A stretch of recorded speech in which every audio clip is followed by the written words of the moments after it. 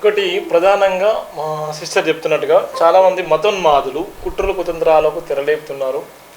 ఎందుకోసం అంటే కొంతమంది కావాలని చిల్లర కామెంట్స్ మేము గతంలో కూడా చెప్పడం జరిగింది. మరి మీరు ఐడెంటిఫై లేనటువంటి దౌర్భాగ్యమైనటువంటి వ్యక్తులు, ఫేక్ గన్లు. రే నేను మాట్లాడి లైవ్ కూడా చెబుతున్నాను. అరే మీరు ఇష్టానుసారంగా చెబుతున్నాను. మీకు శుద్ధి దమ్ము ధైర్యం ఉంటే నేను ఇచ్చిన నెంబర్లు కూడా ఉన్నాయి, చాలా లైవ్ ఉంది, ఇక్కడ అంతా కనబడుతుంది.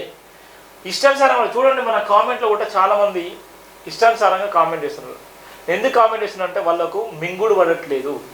సత్యాన్ని చెప్పేటువంటి సందర్భంలో, సత్యం గురించి చెప్పేటువంటి క్రమంలో మింగుడు పడక చిల్లర వెదవులు చిల్లర కామెంట్ చేస్తున్నారు. నువ్వు ఒక్క ఏళ్ళు చూపెడితే నీ వైపు 4 ఏళ్ళు చూపెడుతుంది, గుర్తుపెట్టుకో.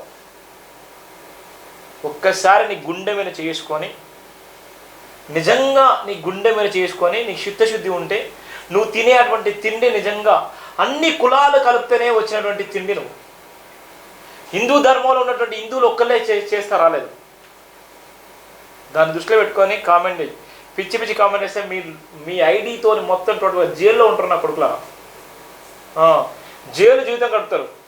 మీరు ఎవడు మిన్నో మాట్లాడుకొని ఉంటే, ఎవరిపైనో మాట్లాడేటువంటి ప్రయత్నం చేస్తే జైలు జీవితం గడుపుతారు. ముందే చెప్తున్నావు. నీకు దమ్ము ధైర్యం ఉంటే చర్చకు రండి. ఇష్టానుసారంగా పిచ్చి కామెంట్ చేస్తాము, క్రైస్తవ జోలికి పోతాం అంటే తోలు పగిలిపోతుంది. అర్థమైందా? నిజంగా అయ్యవ్వకే పుట్టుంటే నిజంగా గట్టి కామెంట్ చేయండి, దమ్మున్న కామెంట్ చేయండి. ఇష్టానుసారంగా మాట్లాడుకో కొడుకులారా, తోలు ఇస్తా. దేశ ప్రధాని రాష్ట్రాల సీఎం మీద పోటీ చేసినప్పుడే భయపడ్డారు. ఎస్పీజీ బృందాలు ఇంటెలిజెన్స్ వ్యవస్థని ఏం చేయలేకపోయేది. చిల్లర కామెంట్ చేస్తున్నారు. చిల్లరనా అంటే కొన్ని చూడండి ఎంత భయంకరంగా మాట్లాడుతుంటే కొన్ని వాళ్ళు ఎందుకంటే మనం ఏ ఇబ్బంది పడం.